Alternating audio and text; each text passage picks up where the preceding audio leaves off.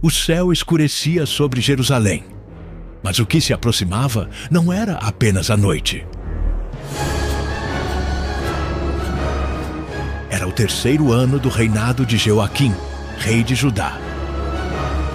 No horizonte, uma tempestade de ferro e fogo marchava sem piedade.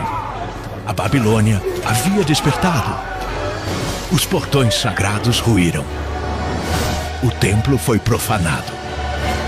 Príncipes e sacerdotes foram lançados em correntes, seus gritos calados pela poeira do exílio.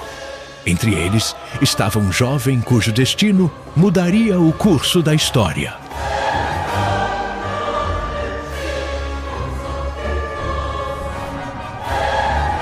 Seu nome era Daniel. Mas essa não é apenas a história de um cativo.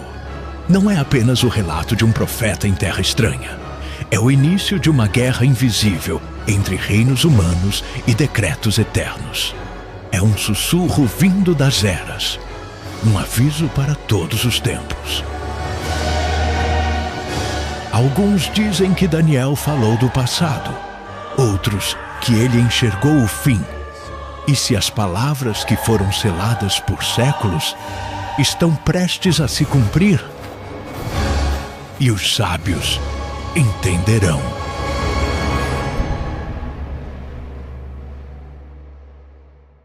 Jerusalém arde em chamas.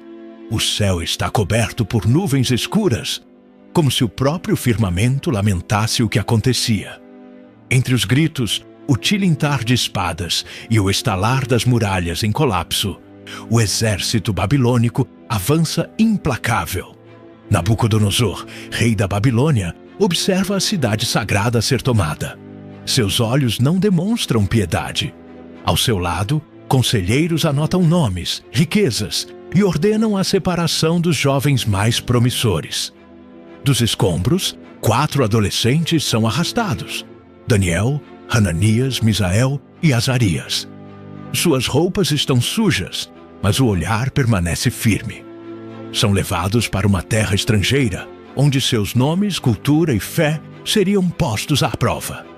No coração da Babilônia, os portões do palácio se abrem como a boca de um monstro faminto. Ali, sob o comando de Aspenaz, chefe dos oficiais do rei, os jovens são rebatizados. Daniel se torna Beltesazar, Hananias é chamado Sadraque, Misael é renomeado Mesaque, e Azarias recebe o nome de Abed-nego. No salão do treinamento, iguarias finas, carnes suculentas e vinhos aromáticos são servidos. Mas Daniel observa com desconfiança. Não era apenas comida, era consagração. Os alimentos e bebidas haviam sido oferecidos aos deuses babilônicos. Com coragem, ele se aproxima de Aspenaz. Peço-lhe que não me obrigue a me contaminar com a comida e o vinho do rei. Aspenaz hesita. Ele simpatiza com Daniel, mas teme a ira de Nabucodonosor. Daniel insiste. Propõe um teste. Experimente seus servos por 10 dias. Dê-nos apenas legumes para comer e água para beber. Depois, compare nossa aparência com a dos outros jovens. A proposta é aceita. 10 dias se passam. Daniel e seus amigos têm semblante saudável, mais forte que todos os demais. Impressionado, Aspenaz permite que continuem com sua dieta. Enquanto os dias passam, o Deus de Israel honra a fidelidade dos jovens. Eles se destacam no conhecimento, na literatura e na sabedoria. Em especial, a Daniel é concedido algo além: o dom de interpretar visões e sonhos. Ao final dos 3 anos de treinamento, os jovens são levados à presença do rei Nabucodonosor. O salão do trono é gigantesco, dourado, opulento. O rei os observa atentamente, faz perguntas, testa raciocínios. Ao final da audiência, levanta-se e declara: Em toda a minha corte, não há quem se compare a estes 4. Eles são designados para cargos importantes. Daniel, em especial, ganha a atenção direta do rei. Mas a paz é breve. Uma inquietação abala o trono da Babilônia. Certa noite, Nabucodonosor acorda com o rosto coberto de suor. O coração acelera. Ele vira-se na cama, respira fundo, tenta lembrar. Mas o sonho se esvai como névoa. Algo perturbador permanece em sua alma.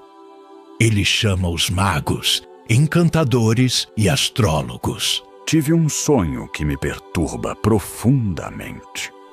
Quero saber o que sonhei e o que significa. Os sábios se entreolham confusos. Diga-nos o sonho, ó rei, e nós o interpretaremos. Mas Nabucodonosor esbraveja. Recuso-me! Vocês devem me contar o sonho e sua interpretação. Se não o fizerem, serão cortados em pedaços e suas casas transformadas em montes de entulho. O medo se espalha como um incêndio. Nenhum homem pode ler a mente de outro. Nenhum sábio se atreve a falar. O rei, enfurecido, emite um decreto de morte a todos os sábios da Babilônia. Daniel, ao saber do decreto, procura Arioque, capitão da guarda encarregado das execuções. Por que tamanha pressa da parte do rei? Ao entender a gravidade do caso, Daniel pede tempo. Peça ao rei que me dê tempo. Ele se retira com seus amigos e juntos fazem o que sabem. Oram.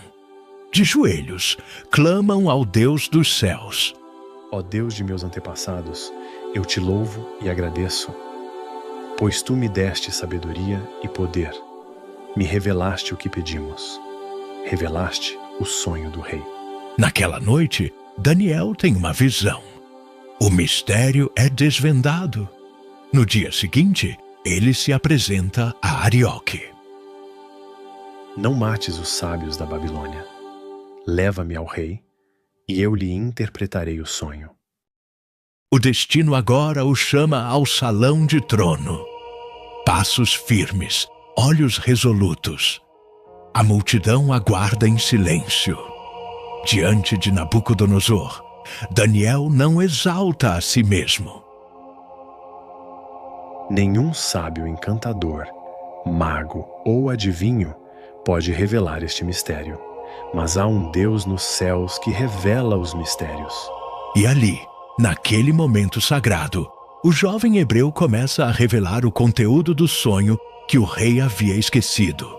É uma estátua imensa com cabeça de ouro, peito de prata, ventre de bronze, pernas de ferro e pés de ferro e barro.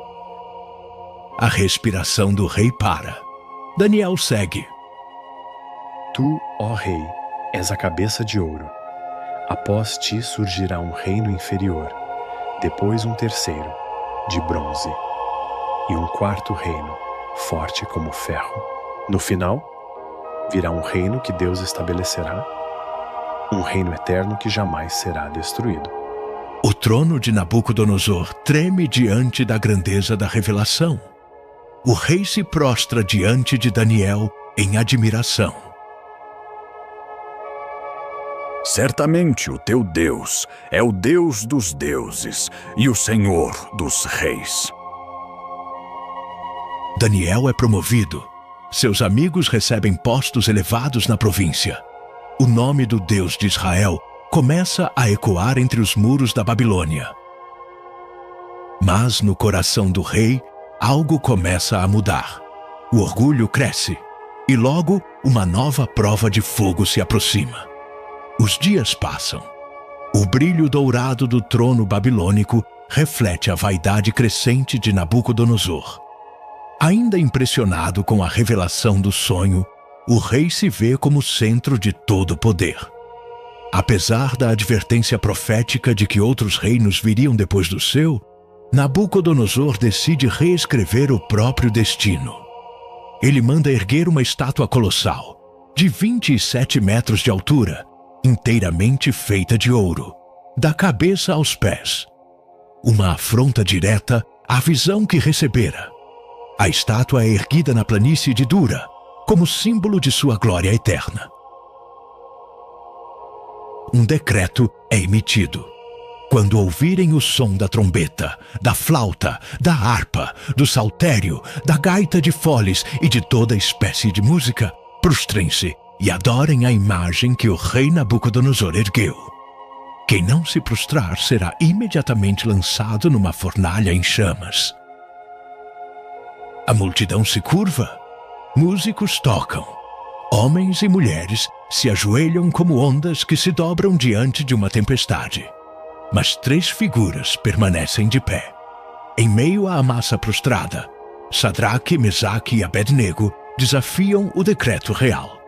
A notícia chega rápido ao palácio. Conselheiros invejosos correm até o rei. Ó rei, tu disseste que todo aquele que não se prostrasse seria lançado na fornalha. Pois há judeus que não prestam culto aos teus deuses, nem adoram a imagem de ouro que ergueste. Furioso, Nabucodonosor ordena que os 3 jovens sejam trazidos à sua presença. Seu olhar é sombrio. Ele tenta dar-lhes uma última chance. É verdade que vocês não adoram a minha imagem? Se agora se prostrarem, tudo ficará bem. Mas se não, serão lançados imediatamente na fornalha. E que Deus poderá livrá-los da minha mão? Sadraque, Mesaque e Abednego respondem com coragem. Ó Nabucodonosor, não precisamos nos defender diante de ti. Se formos lançados na fornalha em chamas, o Deus a quem servimos pode nos livrar. Mas mesmo que ele não nos livre, saiba, ó rei, que não serviremos aos teus deuses, nem adoraremos a imagem que ergueste. Silêncio. O trono treme de ira. O rei ordena que a fornalha seja aquecida 7 vezes mais. Soldados fortes amarram os jovens. A fornalha ruge como um monstro insaciável. Os homens que os lançam morrem com o calor, mas os 3 caem no fogo e não gritam. O rei se ergue de súbito. Seus olhos arregalam-se. Ele fala perplexo. Não lançamos 3 homens atados dentro do fogo? Sim, ó rei. Mas vejo 4 homens desatados andando no meio do fogo e não se machucam. E o 4º homem tem a aparência de um filho dos deuses. Nabucodonosor se aproxima da fornalha e grita. Sadraque, Mesaque e Abednego, servos do Deus Altíssimo, saiam e venham aqui. Eles saem. Suas roupas não estão chamuscadas. Nenhum fio de cabelo foi queimado. Nem cheiro de fumaça há neles. Os conselheiros observam, em silêncio e temor. O rei então declara diante de toda a corte. Louvado seja o Deus de Sadraque, Mesaque e Abednego, que enviou o seu anjo e livrou seus servos. Nenhum outro Deus é capaz de livrar assim. Eles são promovidos a cargos ainda maiores. Mas, no íntimo, o rei continua dividido entre o temor e a soberba. Uma luta interna começa a crescer. Certa noite, enquanto a cidade dorme, o rei tem outro sonho. Desta vez, é diferente.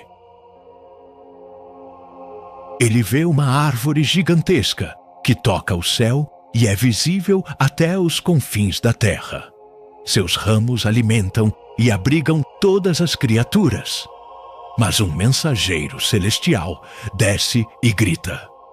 Derrubem a árvore, cortem seus galhos, espalhem seu fruto, mas deixem o toco com raízes, preso com ferro e bronze, que a mente humana lhe seja tirada e seja dado um coração de animal, até que reconheça que o Altíssimo domina sobre os reinos dos homens.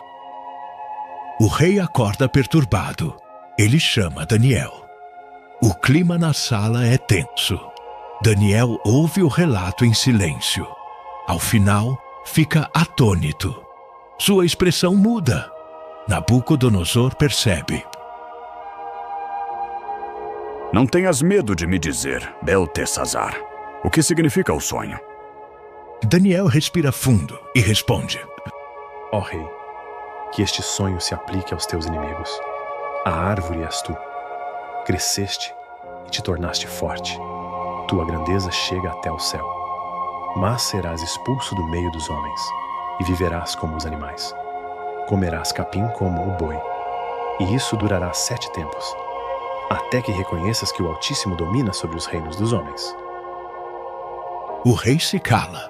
Daniel, com compaixão, suplica: Ó rei, aceita o meu conselho. Renuncia aos teus pecados e pratique a justiça. Talvez então prolongues a tua prosperidade. Mas o tempo passa e o orgulho vence. 12 meses depois, enquanto passeia no terraço do seu palácio, Nabucodonosor contempla a cidade. Não é esta a grande Babilônia que eu construí como residência real?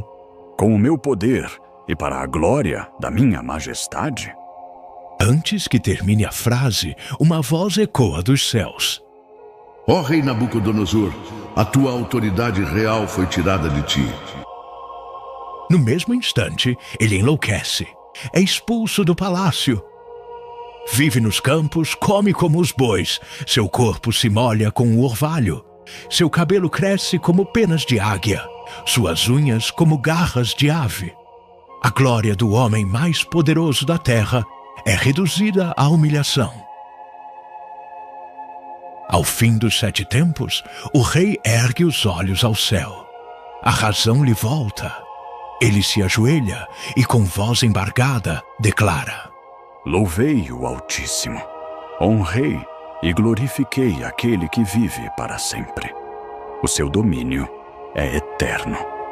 Ele humilha os que andam com orgulho. Restaurado ao trono, Nabucodonosor reconhece: há um Deus acima de todos os tronos da terra. Mas a Babilônia não permanecerá para sempre. Logo, outro rei surgirá, um que desprezará o sagrado e cujo fim será selado por uma mão invisível. O tempo passa. Nabucodonosor desaparece dos registros. O trono da Babilônia agora pertence a Belsazar, neto do antigo rei. Mas ao contrário do avô, que aprendeu a temer o Deus dos céus, Belsazar se entrega ao deboche, à arrogância e à idolatria desenfreada. É noite. O palácio se enche de música e vinho. Um banquete suntuoso é oferecido a 1000 nobres. Mulheres dançam.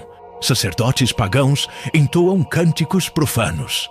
A atmosfera é de embriaguez e decadência. Em meio à euforia, o rei tem uma ideia macabra. Tragam as taças de ouro e prata tiradas do templo do Deus dos Hebreus em Jerusalém. Vamos brindar com elas. As relíquias sagradas que haviam sido consagradas ao Deus de Israel são agora profanadas em um ritual de escárnio. Belsazar ergue uma taça. As divindades de ouro, prata, bronze, ferro, madeira e pedra. Todos riem, bebem, celebram. Mas então, o salão mergulha num silêncio súbito e gelado. Uma mão surge, sem corpo. Apenas dedos luminosos e sobrenaturais que escrevem palavras flamejantes na parede do palácio, diante dos olhos de todos. Mene, Mene, Tekel, Parsim. Pânico. Os músicos cessam. As taças caem no chão. Belsazar empalidece. As pernas tremem. Os joelhos se batem. Ele grita: Chamem os magos, os adivinhos, os encantadores.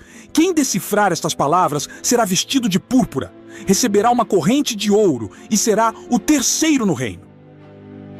Mas ninguém entende a inscrição. O mistério paralisa a corte. Até que a rainha-mãe, ouvindo a confusão, entra na sala e se dirige ao rei com reverência. Ó rei, não te perturbes. Há entre nós um homem em quem habita o espírito dos deuses santos. Nos dias do teu avô Nabucodonosor, ele revelou sonhos e mistérios. Seu nome é Daniel. Daniel é trazido. Agora mais velho, seu rosto carrega sabedoria e firmeza. Ele observa a cena, as taças no chão, o vinho derramado, a escrita flamejante ainda pulsando na parede. Belsazar tenta seduzi-lo com promessas. Se você interpretar estas palavras, será vestido de púrpura, receberá ouro e governará ao meu lado. Mas Daniel recusa. Podes guardar os teus presentes, dá os teus prêmios a outro. Ainda assim, lerei a inscrição e revelarei ao rei o que ela significa. O silêncio se aprofunda. Os olhos do salão se fixam nele. Ó rei, o Altíssimo deu a Nabucodonosor poder, glória e majestade. Mas quando ele se encheu de orgulho, foi derrubado. Tu, Belsazar, sabias de tudo isso, mas não te humilhaste. Pelo contrário, ergueste-te contra o Senhor do céu. Trouxeste as taças do templo para este banquete. Louvastes deuses que nada veem nem ouvem, mas ao Deus que te dá o fôlego, não glorificaste. Daniel aponta para a parede. Esta é a mensagem. Mene, Deus contou os dias do teu reinado e determinou o fim. Tekel, foste pesado na balança e achado em falta.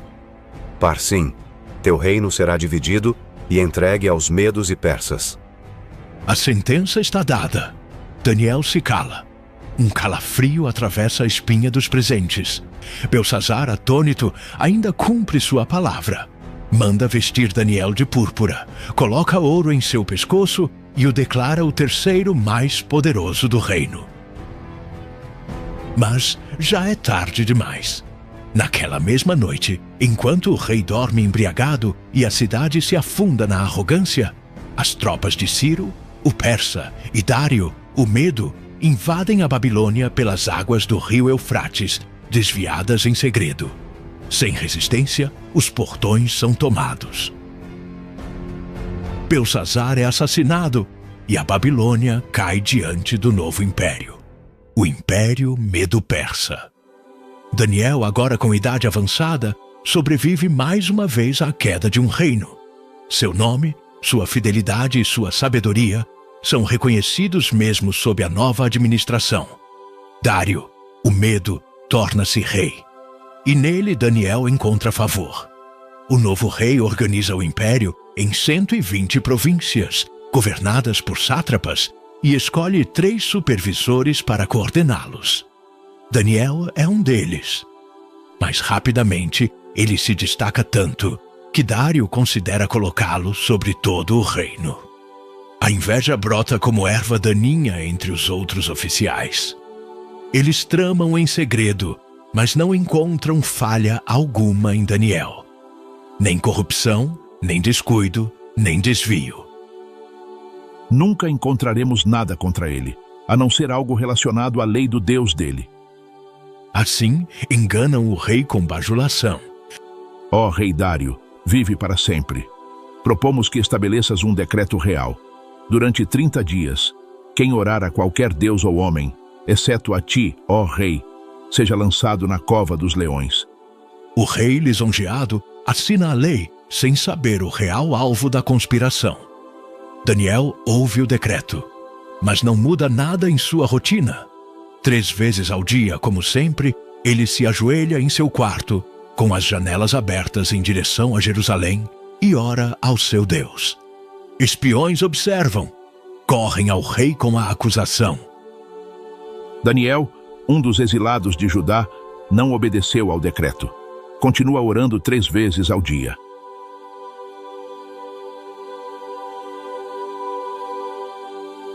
Dário fica angustiado. Tenta encontrar uma forma de livrá-lo.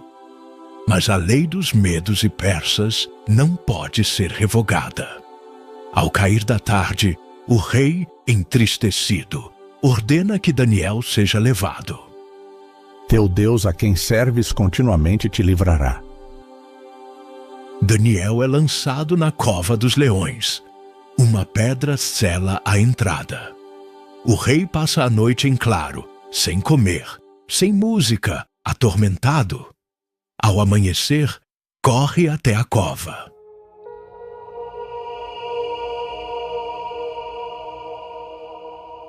Daniel, servo do Deus vivo, conseguiu o teu Deus te livrar dos leões? E uma voz ecoa das profundezas. Ó Rei, vive para sempre. O meu Deus enviou o seu anjo que fechou a boca dos leões. Não me feriram, pois fui considerado inocente diante dele, e diante de ti também, ó Rei.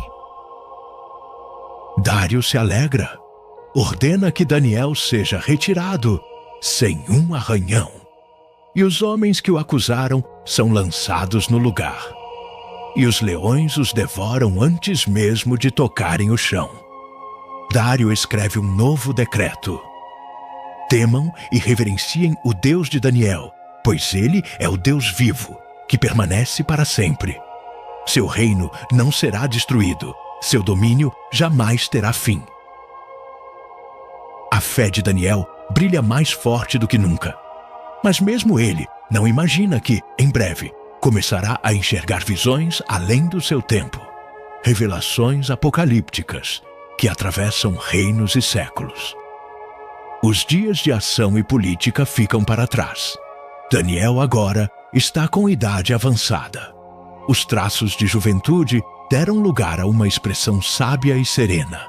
Ainda respeitado nos altos círculos do novo império, ele dedica suas noites à meditação, jejum e oração. Mas a paz que o cerca por fora contrasta com o que começa a acontecer dentro dele. Deus começa a revelar visões. Numa noite silenciosa, Daniel adormece em sua câmara. A cortina balança com o vento. Ele desperta com o coração acelerado. Acaba de testemunhar algo que palavras humanas mal conseguem descrever. Tive uma visão durante a noite. Vi 4 ventos do céu agitando o grande mar, e 4 grandes animais diferentes uns dos outros subiam do mar. O primeiro era como um leão, com asas de águia. Enquanto o observava, suas asas foram arrancadas. Ele foi erguido do chão e recebeu mente humana. O segundo parecia um urso, erguido de um dos lados, com 3 costelas entre os dentes. Foi dito a ele: levanta-te e devora muita carne. O terceiro era como um leopardo, com 4 asas nas costas e 4 cabeças. E o domínio lhe foi dado. Mas o quarto era diferente, terrível, espantoso, muito forte. Tinha dentes grandes de ferro, devorava e despedaçava, e o que sobrava pisava com os pés. Era diferente de todos os anteriores, com 10 chifres. Enquanto Daniel observava os chifres, surge outro, pequeno, que derruba 3 dos primeiros. Tinha olhos como os de um homem e uma boca que falava com arrogância. Enquanto eu olhava, foram colocados tronos, e o ancião de dias se assentou. Sua veste era branca como a neve, e o cabelo de sua cabeça como lã pura. Seu trono era chamas de fogo. Um rio de fogo fluía diante dele. Milhares o serviam, milhões estavam diante dele. Os livros foram abertos. Daniel contempla a cena com temor. O pequeno chifre continua a proferir palavras contra o Altíssimo. Mas, então... Vi alguém semelhante a um filho de homem vindo com as nuvens do céu. Aproximou-se do ancião de dias e foi conduzido à sua presença. A ele foi dado domínio, glória e um reino eterno. Daniel desperta suando, cai de joelhos, sua mente está perturbada, seu espírito aflito. Mas Deus não terminou. Outra noite, mais uma visão. Desta vez, em forma de símbolo e conflito. Ele vê um carneiro, com 2 chifres altos, um mais alto que o outro. Ele corre para o oeste, norte e sul. Nenhum animal pode resistir. Mas então, surge um bode do oeste, com um chifre notável entre os olhos. Ele voa pela superfície da terra, sem tocar o chão. Com fúria, atinge o carneiro e o destrói. O bode cresce em poder, mas seu grande chifre se quebra. Em seu lugar, surgem 4 chifres menores. E, de um deles, aparece um pequeno chifre, que cresce poderosamente. Lança por terra o exército dos céus, derruba estrelas, profana o santuário, põe fim ao sacrifício diário e prospera, mesmo em rebelião. Daniel ouve uma voz perguntar: Até quando durará essa visão? Até quando será permitido que o santuário e o exército sejam pisoteados? E a resposta vem: Até 2.300 tardes e manhãs. Então o santuário será purificado. Daniel desperta novamente, exausto. Por dias fica doente, chocado com o que viu. Nenhuma dessas visões é clara de imediato, mas o Espírito de Deus começa a dar discernimento. Algum tempo depois, já sob o reinado de Ciro, rei da Pérsia, Daniel mergulha nas Escrituras. Ele lê os escritos do profeta Jeremias. Descobre que a desolação de Jerusalém duraria 70 anos. A revelação o comove profundamente. Ele se veste de pano de saco, cobre-se de cinzas e ora com fervor. Senhor, Deus grande e temível, que guardas a aliança e a misericórdia com os que te amam. Pecamos, cometemos iniquidades, fomos rebeldes. Não obedecemos aos teus servos, os profetas. A ti pertence a justiça, mas a nós, a confusão do rosto. Perdoa-nos, Senhor. Inclina os teus ouvidos e ouve. Enquanto ora, uma figura resplandecente aparece diante dele. É o anjo Gabriel, enviado com uma resposta divina. Daniel, vim agora para dar-te sabedoria e entendimento. Desde o princípio das tuas súplicas, saiu a ordem e eu vim para te informar. Tu és muito amado. Gabriel revela a profecia das 70 semanas.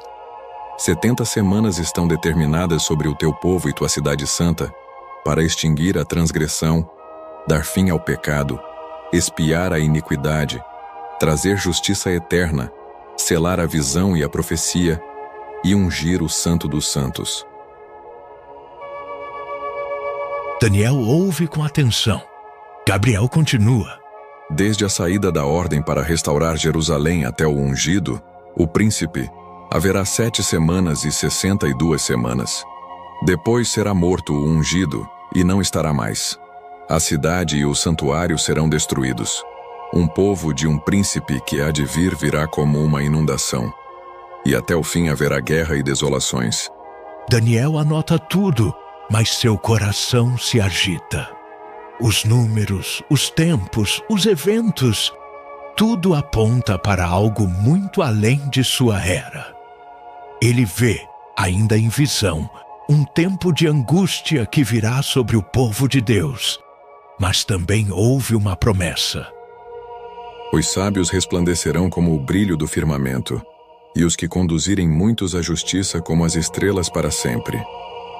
Mais uma vez, Daniel acorda. A janela do seu quarto filtra a luz pálida da madrugada. Ele se senta, envolto em silêncio. Seu rosto carrega as marcas de quem viu o invisível. Seus olhos, a profundidade de quem atravessou o tempo. Mas uma última visão ainda se aproxima.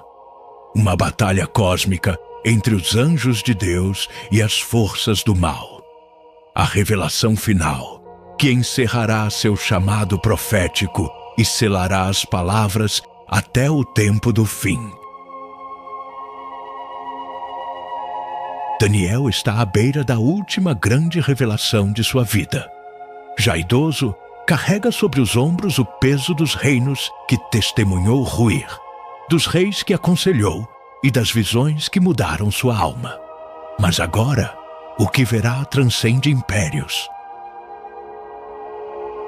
Deus o transportará às batalhas invisíveis, ao tempo do fim, onde nações, reis e potestades se entrelaçam sob a supervisão divina. No 3º ano do reinado de Ciro, rei da Pérsia, Daniel entra em jejum. 3 semanas inteiras sem vinho, carne ou perfumes. O fardo da profecia consome seus dias. No 24º dia, ao lado do rio Tigre, ele ergue os olhos. E então, o tempo parece parar. Vi um homem vestido de linho, com um cinto de ouro puro da região de Ufaz. Seu corpo era como o berilo, seu rosto como um relâmpago, seus olhos como tochas flamejantes, seus braços e pernas brilhavam como bronze polido, e sua voz era como o rugido de uma multidão. Os homens que estavam com ele fogem aterrorizados. Daniel cai com o rosto em terra, sem forças. Mas o ser celestial toca nele e o ergue com suavidade. Daniel, homem muito amado, presta atenção às palavras que vou te dizer. Desde o primeiro dia em que aplicaste o coração a buscar entendimento, tuas palavras foram ouvidas. Mas então, a revelação, houve guerra no plano espiritual. O príncipe do reino da Pérsia resistiu-me por 21 dias. Mas Miguel, um dos primeiros príncipes, veio em meu auxílio. A cortina do invisível se abre.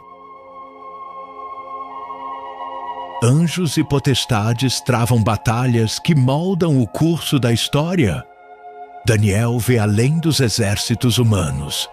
Vê as forças que operam por trás dos reinos.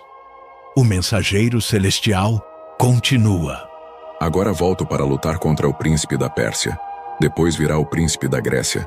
Mas antes quero te revelar o que está escrito no livro da verdade. E então começa a mais longa e detalhada profecia já dada a um homem.